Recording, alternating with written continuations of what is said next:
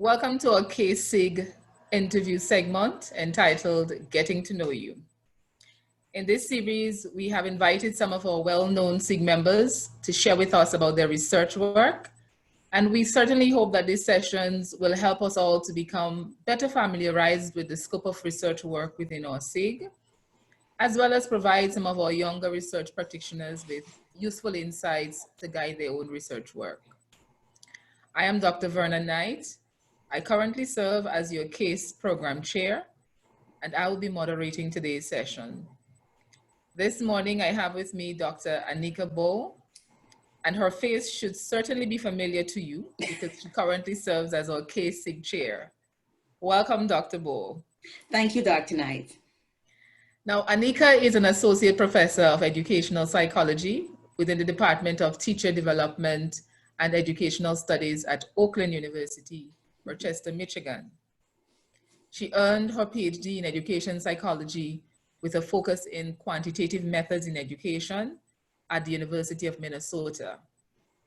As a cross-cultural educational psychologist, her research interests are in designing instruments that are culturally sensitive and using large-scale databases and sophisticated quantitative methods to highlight issues that are relevant to immigrant and ethnic minority adolescents. Now, Dr. Bowe is also a community-engaged scholar and partners with urban schools and communities to support youth development. She's a native of the Bahamas. Yeah. She keeps a critical eye on monitoring and evaluation approaches of educational systems within the English-speaking Caribbean, and she also publishes in this area as well. The cross-disciplinary nature of her work is evidenced in her publications in journals such as Psychological Assessment, Ethnicity and Health, the Caribbean Educational Research Journal, Journal of International Migration and Integration, Evaluation and Program Planning, and Urban Education, among others. I want to begin by saying thank you so much for accepting our invitation to share this morning, Dr. Bowe. Absolutely, Verna, and it's my honor to be here. So, yeah. Well, let's start. I'd like to begin by giving you this opportunity to begin by sharing with us a bit about your general research work. Yeah, okay. So, you pretty much covered a lot of it, but just to touch on a few points. So, I am a quantitative scholar. I'm also a Caribbean immigrant scholar within the US, and I am a former secondary teacher. So, I've taught science in the US, the British Virgin Islands, and the Bahamas. And so these backgrounds in general inform my work. And so generally, there are like 3 lines to my work. And the first is, I asked the question, how do immigrant youth fare in their societies that they live in? Now, mind you, this research question came about through, I was actually having happy hour with my sister-in-law, and she's from the Bahamas, and she lived in the UK, and she's also lived in Canada, and now she's in the US. So the question came up, well, you know what, if we were to have children, which society would support Caribbean youth better? What would mental outcomes be? So mind you, she and I were chuckling and laughing about it, but it actually turned into an 8-year line of research. Wow. Because I really was interested, okay, how do societies in general, how do they support youth in general, especially if youth are from the same countries of origin, right? Like how do they develop inside the US versus Canada versus the UK or wherever else they might be? So that's one strand of research. The second you mentioned, I am a community engaged scholar. And this means that a lot of my research within the local communities and my international community is really by questions from school systems or my community members. I'm really focused on, developing capacity, whoever I'm working with, in terms to carry out investigations, to examine questions that people actually want answered. Other than, sometimes we as researchers, we can say, oh, that's a great question to answer. But what does the community think? Who's it going to benefit, right? And again, youth are my passion. I love teens. And so I am engaged in YPAR with youth, that's Youth Participatory Action Research, and just develop their capacities to answer questions in their local communities. I'm also involved with local coalitions, and I'm interested in seeing right now, how does trust work inside these coalitions? And then at the point that you touched on, I am a native of the Bahamas. So of course I keep my eye towards my region, right? And so I tend to partner with schools and districts there to answer questions that they actually care about. As you mentioned too, one of the things we do a lot in the Bahamas, and I believe inside the Caribbean as well, is we do a lot of borrowing, right? We take from here and implement here. Mm-hmm.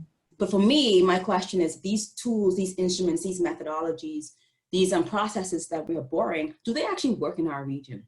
And so again, developing tools for school systems and communities, I guess, as well, to use that are actually culturally relevant. So that's me in a nutshell. So again, my research is both local and global. I mean, I do pay attention to, especially at the local level, the assets the communities have and how can we capitalize and build upon them.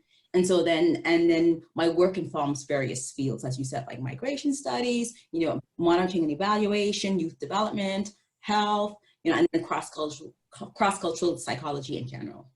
Okay, very interesting. Yes.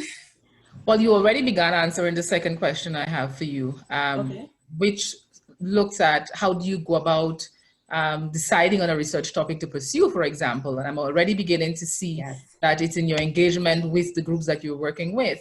Yes. But perhaps you can expand for us on your research process. What does it typically look like from the time you identify a topic that interests you to completion, for example? What exactly does it look like? How does that journey play out?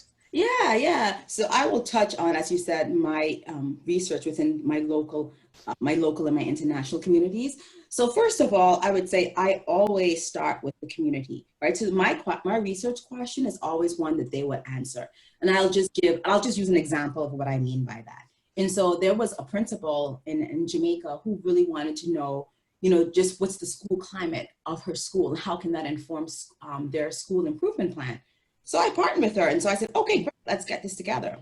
And so then what I tend to do then, so the question comes from the community, and so then next steps, okay, how do we actually engage in this research? Like, what instruments and tools are we going to use? Like, how are they appropriate for the context? What do local informants say about the process? So I really collaborate with the community in terms of processes, even how to advertise. I mean, in local research within the Caribbean, I would go on TV, I would go in through the radio, right, and just get the word out.